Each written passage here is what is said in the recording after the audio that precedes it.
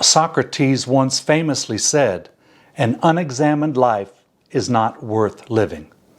I've got a few thoughts on that, so come with me for a few minutes and I'll explain.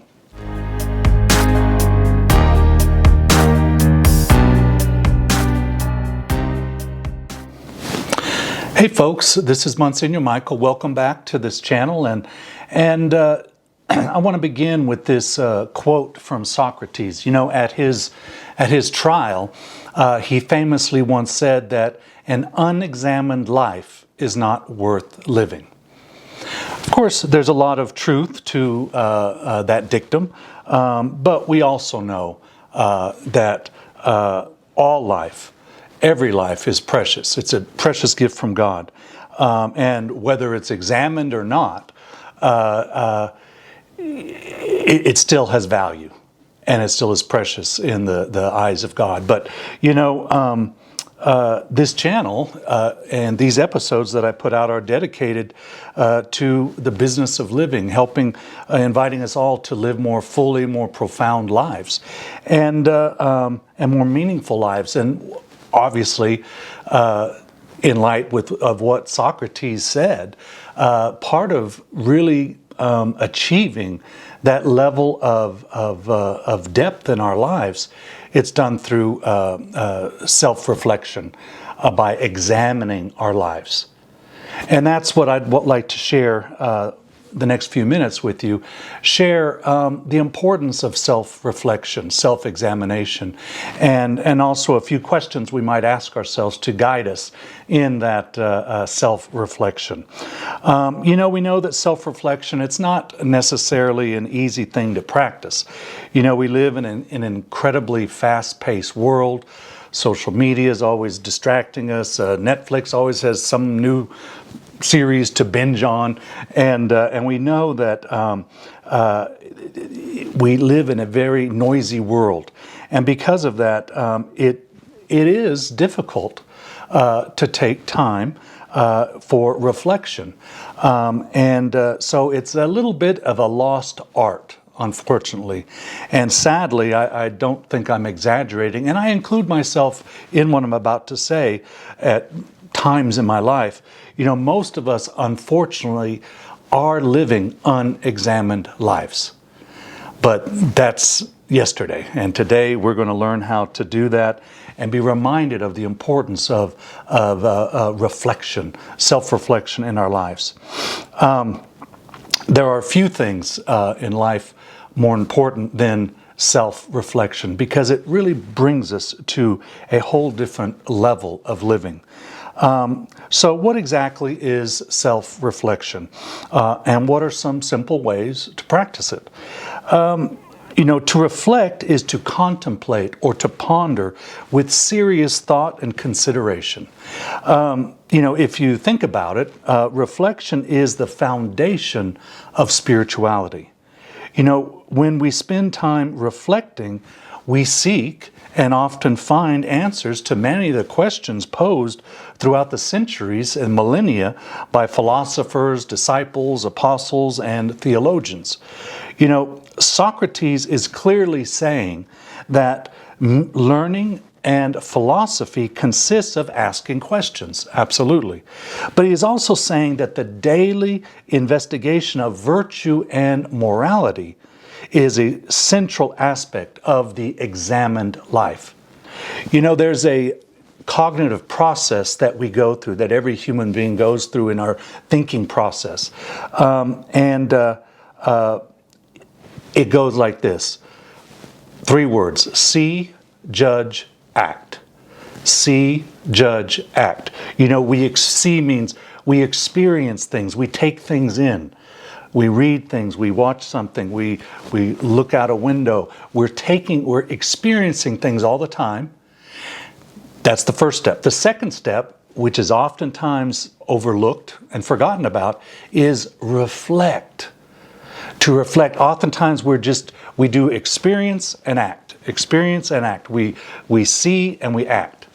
And so we're missing that middle step, which is so vital to help us in our actions, in the way we respond to what we experience in our day-to-day lives. So, So why? Let me just continue to expound on why it's important. Self-reflection, it brings perspective to our lives. That is key. It brings perspective to our lives. It helps us to learn, to grow, to appreciate, to understand, and to experience a deeper dive into wisdom and beauty that is all around us. We need to take time to pause and think, to analyze, to reflect, to determine what is going well and what isn't working in our day-to-day lives. The unfortunate result is that we oftentimes get stuck.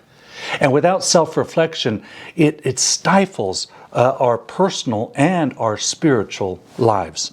And what a shame that is. I want to close by just offering reflection questions to help us spiritually reflect and spiritually refocus our lives. The first one is this: what do I need to surrender? What do I need to surrender in my life?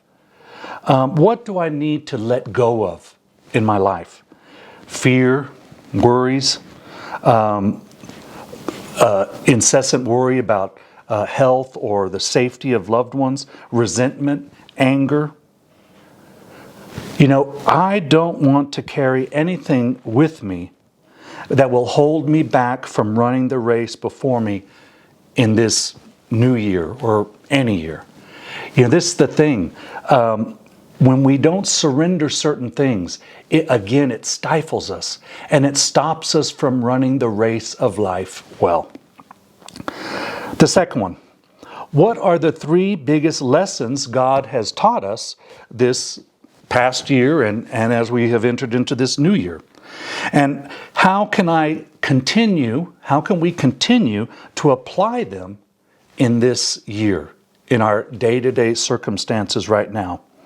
It's so important to remember and to put into practice all that God teaches us, all that God exposes us to. If we don't, God will often have us repeat the lessons to learn them all over again. And I'm sure we don't want to spend any unnecessary time relearning lessons that God tried to teach us in the past. The next one: what do we need to stop doing? What do we need to stop doing, and what do we need to start doing? What are some changes that we already know we need that need to take place in our lives right now? A lot of times we already know what we need to do, but we don't slow down long enough to think about it, to reflect, this self-reflection. And it actually makes, in order to actually make the needed changes. This is where self-reflection comes in. Another question: what are the 3 biggest blessings from this past year and as we move into this new year? These last few years have been very difficult with COVID and illness and death and just everything. So it's easy, for us to focus on the negatives. But self-reflection helps us to look more deeply. Because God is always at work, even in the dark times, the difficult times. So we have to learn to look for God and to focus on His working and His blessings in our lives. What's one step I need to take today? What's one step I need to take today?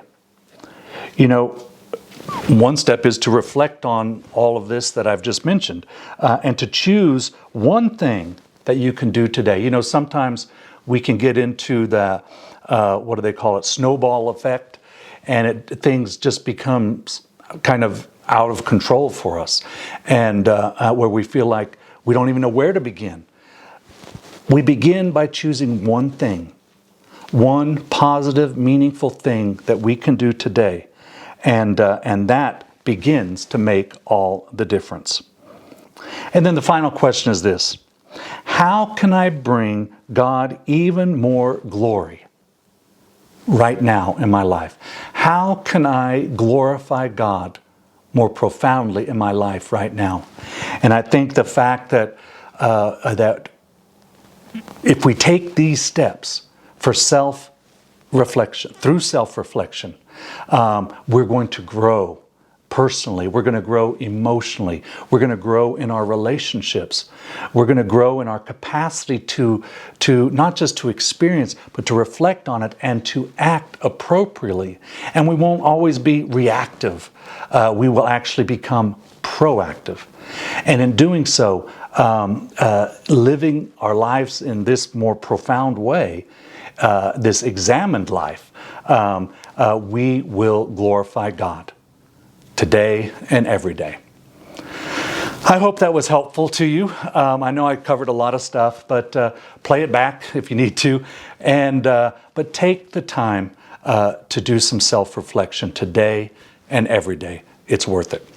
And again, I just want to thank you for taking the time to look at this video. And if this was life-giving to you, if this brought some value to your life in any way, which I hope it did, I invite you to subscribe.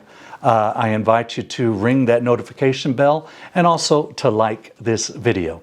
And I will see you next Monday. God bless. Take care. And keep reflecting.